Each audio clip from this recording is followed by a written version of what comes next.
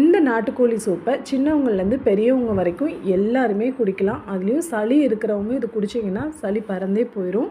So அதுக்கு first இடிகல்லாக இருக்கட்டும், அப்படி இல்லைன்னா மிக்ஸி ஜாராக இருக்கட்டும், அதில் வந்து ஜீரகம், கொஞ்சமாக சோம்பு, மல்லி, முழு மல்லி, தாராளமாக மிளகு.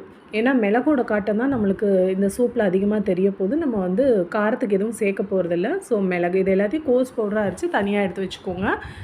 நாட்டுக்கோழிங்கிறதுனால சீக்கிரம் வேகாது. ஸோ அதனால் நம்ம வந்து குக்கரில் தான் செய்ய போகிறோம். டக்குன்னு வேலை முடிஞ்சிடும். அதுக்கு ஃபஸ்ட்டு ஒரு குக்கரில் தேவையான அளவு நல்லெண்ணெய் ஆட் பண்ணிக்கோங்க. அது கூடவே சின்ன வெங்காயம் ஆட் பண்ணிங்கன்னா இன்னும் பெஸ்ட்டு. நான் வந்து பெரிய வெங்காயம் தான் ஆட் பண்ணியிருக்கேன்.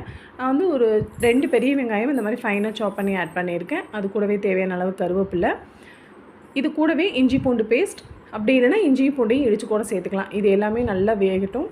வெந்ததுக்கப்புறமா தக்காளி 1.5 தக்காளி ஆட் பண்ணிக்கோங்க.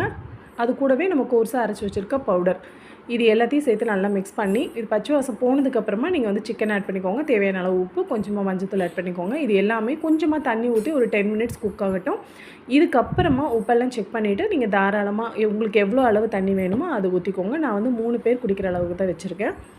ஸோ இதில் வந்து 8 விசில் விட்டு ஆஃப் பண்ணிடுங்க. எனக்கு வந்து 8 விசில் வந்ததுக்கப்புறம் தான் நல்லா குக்காக இருந்துச்சு. ஸோ நாட்டுக்கோழி அவ்வளோ சீக்கிரத்தில் குக் ஆகாது இல்லையா?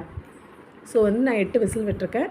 இதுக்கப்புறமா அதை தனியாக உங்களுக்கு வந்து மிளகுத்தூள் ஒரு தாராளமாக மிளகுத்தூள் விட்டு அதுக்கப்புறமா சர்வ் பண்ணுங்கள். அப்படி இல்லை அப்படின்னா அப்படியே கூட சர்வ் பண்ணலாம். சூப்பராக இருக்கும். மல்லித்தழை வேணும்னா ஆட் பண்ணிக்கலாம். ட்ரை பண்ணி பாருங்கள்.